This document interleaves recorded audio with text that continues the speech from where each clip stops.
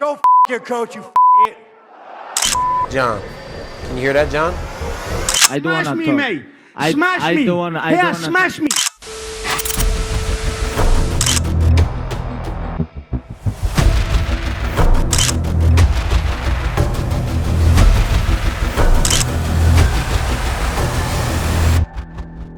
Some rivalries go beyond the sport, and nothing hits different than legit bad blood between UFC fighters. Believe it or not, there have been UFC fighters who can't stand each other, and we're talking about the kind of beef that's so real you can't even put them in the same room without expecting some serious fireworks. That said, here are UFC fighters who truly hate each other. Tomorrow night I'm gonna make this man pay with his life, and I mean it. You're dead in that octagon tomorrow night. Starting with the mother of all rivalries, nothing has been as lit and explosive as the face-off between an Irish hotshot and a Dagestani bear wrestler, Conor McGregor versus Khabib Nurmagomedov. You little fanboy. You little fanboy. Blood between two of the biggest names in the game. And trust me, this isn't your run-of-the-mill competition. It's a clash of personal beliefs, national pride, and raw ambition. Back in the day, Khabib, the undefeated Dagestani phenom, and Conor, the Irish sensation with a mouth that could charm snakes and a left hand that could shatter dreams, were on this collision course. Look at that. Boom. And then hammer fist. Out cold. And that's it. Their paths first crossed in 2014 with a friendly pick after Conor's victory against Dustin Poirier. Little did he know, that was just the calm before the storm. The rivalry started innocently enough with a sly comment from McGregor on social media. But oh boy did it escalate. Every tweet, Instagram post, and a called out fueled the fire, taking things from 0 to 100 real quick. It went beyond words when an incident in a Moscow nightclub set things off.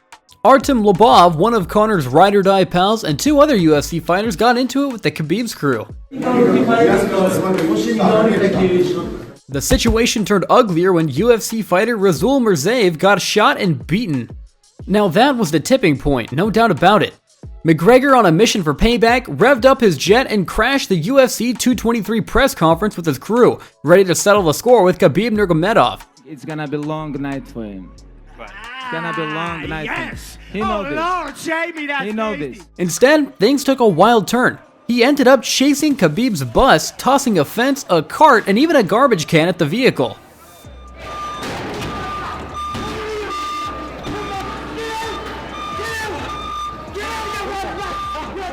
That night in New York turned a heated rivalry into full-blown hatred on both ends, all set the stage for their octagon dash at UFC 229. Send me a message, hey, come here, this place, and that's it. Without security, without UFC, without nothing.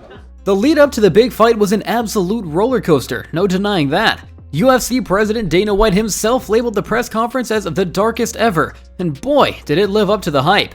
McGregor and Nurmagomedov went all out, trading verbal blows, but McGregor, true to form, took it to a whole new level. He didn't hold back as he roasted Khabib's religion, family, and teammates. I'm gonna go like my last fight. Happy birthday, Like join the bus. I don't drink. Why don't you drink? I don't drink. Why don't you drink? I never drink. Come UFC 229, McGregor and Khabib finally stepped into the octagon, and from round 1, Khabib was in control. The fourth round showcased Khabib's grappling genius. He took McGregor down, secured a neck crank, and McGregor tapped out. There's the tap. Still undisputed.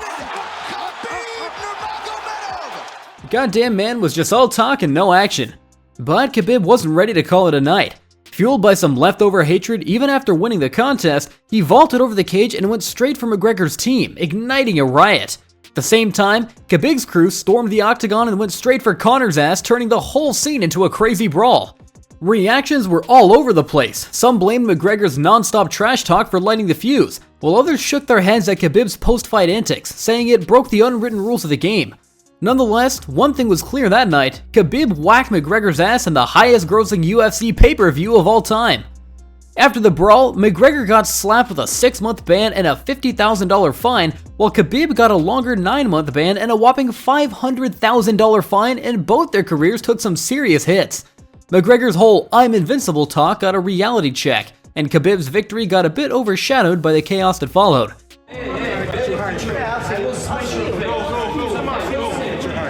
Yeah, we will see. Then, in a move that stunned the MMA world, Khabib announced his retirement in 2020. Oh, alhamdulillah. Today is my last fight here in UFC. Slamming the door on any dreams of a rematch and leaving the heated rivalry hanging. McGregor, though, wasn't ready to let it go.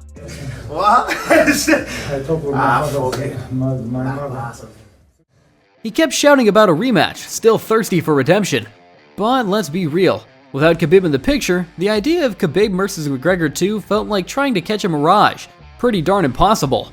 That said, their hatred for each other not only flipped the script on UFC, turning it into a mainstream sensation, but it also left a mark on their legacies. And let's not kid ourselves, these fighters still can't stand each other. That's not changing anytime soon, no matter what. But McGregor and Khabib are not the only UFC fighters that hate each other's guts, because Daniel Cormier and Jon Jones have also got bad blood between each other, and it's the kind that will be remembered for years to come.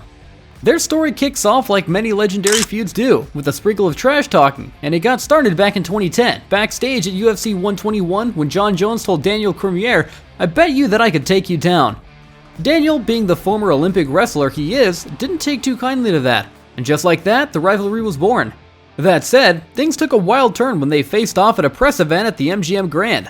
It didn't take long for chaos to unfold. Jones got all up in Cormier's grill, prompting Cormier to respond with a solid shove.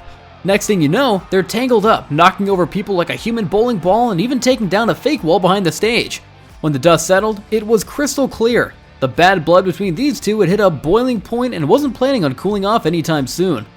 After their unofficial face-off in Vegas, Jones and Cormier took their beef to SportsCenter, and let's just say the producers were smart enough to keep them in separate rooms, probably to avoid turning the studio into an impromptu octagon.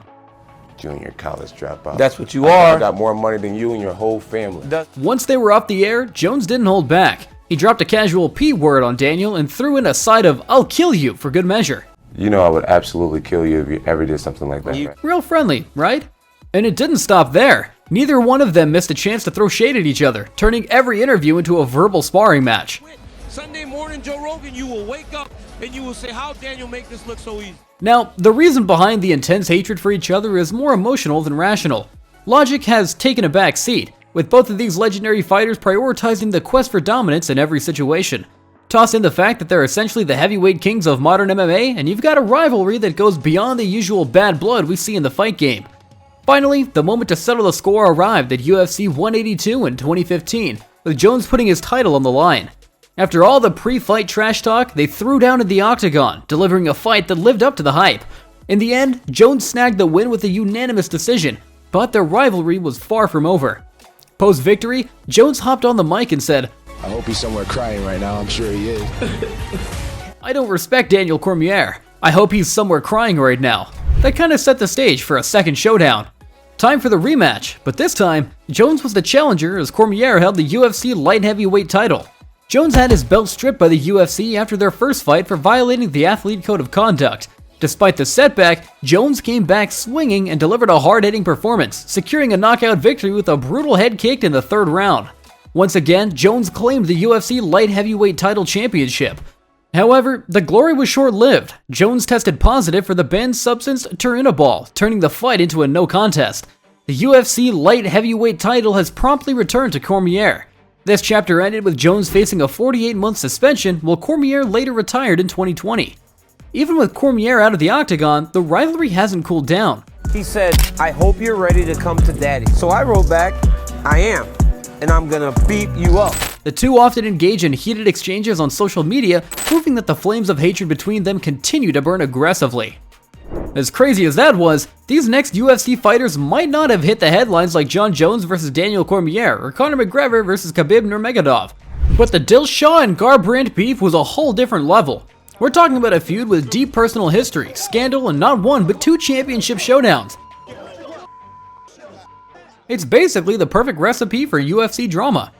This epic rivalry began as friends-turned-enemies saga right at the heart of the Team Alpha Male Gym in Sacramento, California. Absolutely, man. I'm about to give him coast-to-coast ass-whooping. I'm gonna make him go face down, ass up once again. Back then, Dillashaw and Garbrandt were once inseparable teammates in the same gym. But you know how these stories go. Dillashaw made his exit from Team Alpha Male in 2014 after winning the UFC Bantamweight Championship, and as soon as he left Team Alpha, you could feel the tension start to build between these two fighters. Now I'm gonna cut your head off. Guaranteed. You should thank me for your job, Dwayne, sit the down, dude. You are trying to be up. So after parting ways with Team Alpha, TJ Dillashaw was all set for a legendary championship run. But the ultimate villain in Team Alpha Male's story, Dominick Cruz, as he made a comeback to haunt Dillashaw. Cruz faced off against Dillashaw and beat his ass to reclaim the UFC Bantamweight title. Undisputed Bantamweight Champion of the world, Dominick. Now, when Dominick Cruz beat Dillashaw to become champion, Garbrandt was on the rise and soon earned himself a title shot against Cruz. UFC 207 in 2016 witnessed Garbrandt delivering a masterclass, dethroning Cruz and becoming the champion himself. Now, with the bantamweight throne secured, Garbrandt was pitted against his former friend and teammate, Dillashaw, and the war of words started. However, the tension reached its peak in the lead-up to their showdown when Garbrandt released a clip of himself knocking out Dillashaw in sparring back when they were teammates at Alpha Gym. This made things very personal, and the stage was set, and UFC 217 was the night it all unfolded. When Fight Night arrived, Dillashaw didn't just fight. He made Garbrandt and Team Alpha Male pay for every bit of smack they'd thrown his way. Dillashaw sealed the deal with a brutal head kick, putting an exclamation mark on the victory. But wait, the rivalry didn't end there. An opportunity for a rematch came at UFC 227. Dillashaw versus Garbrandt 2. Garbrandt had a shot at redemption, a chance to flip the script. Instead, he suffered another devastating loss, sending his career into a downward spiral. Even though Dillashaw earned those sweet bragging rights, the rivalry refused to fade into the shadows. Fast forward to today, and Garbrandt is still throwing shades at his former buddy, pointing fingers at Dillashaw's alleged use of PEDs and accusing him of cheating. So the hate is still very much alive and kicking. Now, another rival that is still very much alive and, well, is once again Conor McGregor, and this time with Nate Diaz.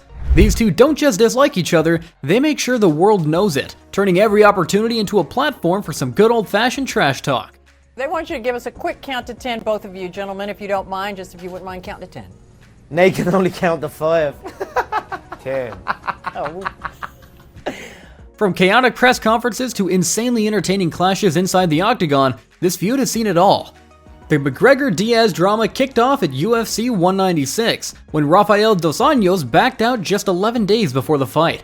In stepped Diaz as the late replacement, and the world witnessed him shocking everyone by submitting the Irishman with a rear naked choke in the second round, handing him a fat check for his first ever loss. But the story doesn't end there. The rematch was locked in, and at UFC 202, McGregor and Diaz went at it again.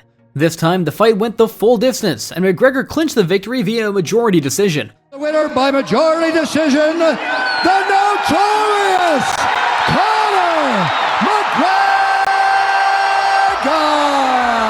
The bad blood between them turned the event into one of the biggest pay-per-views in UFC history, selling an astonishing amount of views. Oh, surprise, surprise! The king is back! Now, here's the kicker. The drama is still alive, and well, the fire between these fighters just won't go out.